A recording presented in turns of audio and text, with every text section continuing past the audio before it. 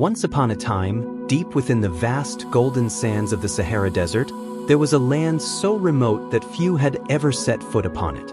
In this mysterious place, nestled within the Adrar Plateau of Mauritania, lay a colossal, almost otherworldly structure known to the local people as the Eye of the Sahara.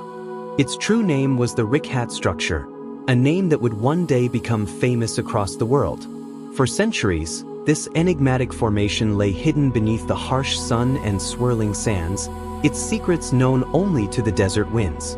But everything changed when explorers from distant lands began to take notice of the strange, circular pattern that could be seen from high above. They gazed in wonder at the massive, ringed formation that spanned nearly 40 kilometers, perfectly visible from the sky, yet so elusive on the ground. At first, the learned men and women who studied the Earth were certain they had uncovered a crater, a colossal scar left by a meteorite that had crashed into the planet long ago.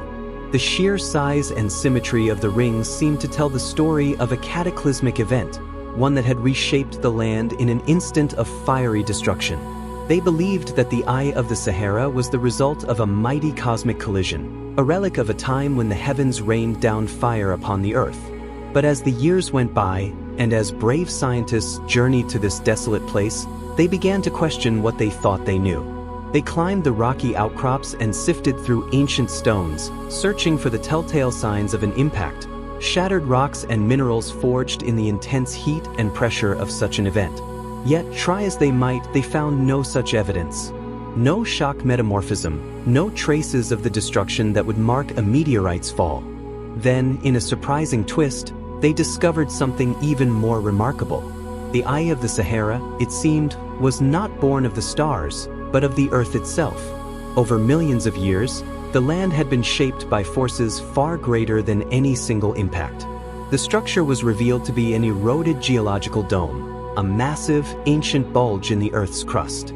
Deep below the surface, molten rock had pushed upwards, forming ring-like faults around a central core. Over time, these layers of rock were lifted, twisted, and exposed, revealing the striking concentric rings that now marked the landscape. But the Richat structure was not just a geological wonder. Hidden within its rings were the traces of ancient human life.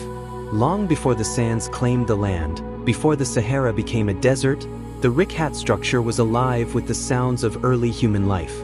This was a time when the Earth was young, and the air was filled with the calls of wild creatures and the rush of water flowing through wadis, the lifelines of the landscape. In these ancient days, groups of early humans roamed the land.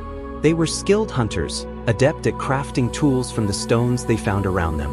The Richat structure, with its exposed layers of quartzite rock, was a place of great importance.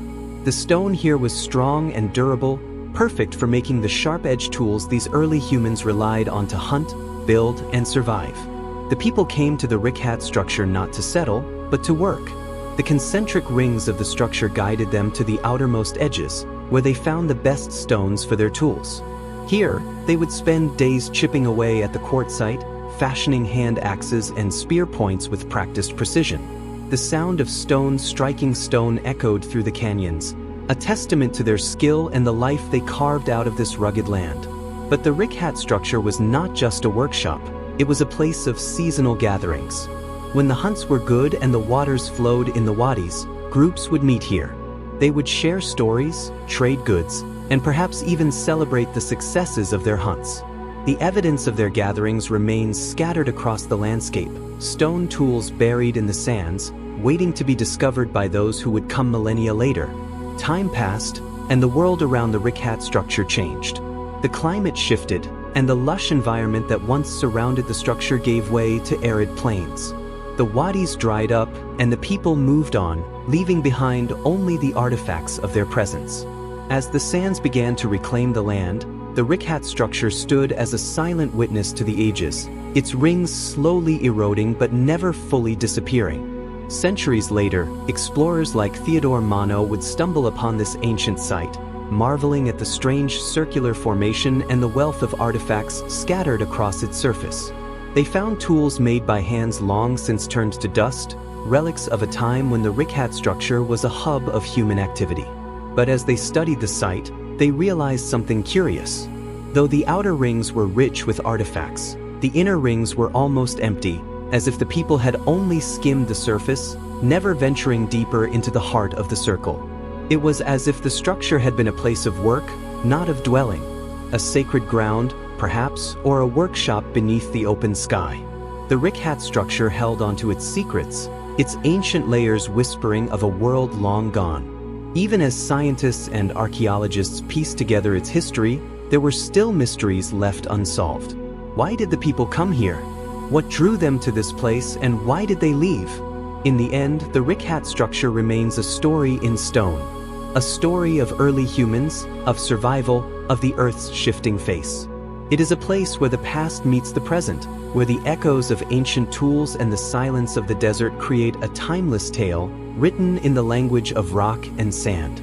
Today, the Richat structure is celebrated as one of the world's great geological treasures. It is a symbol of the Earth's power to shape itself, and of humanity's endless quest to understand the world around us. But to those who stand within its rings, feeling the ancient stones beneath their feet, it remains something more, a reminder that the Earth still holds secrets, waiting to be discovered by those who seek them. And so, the Eye of the Sahara continues to watch over the desert, a silent guardian of the mysteries of the past, and a beacon for the explorers of tomorrow.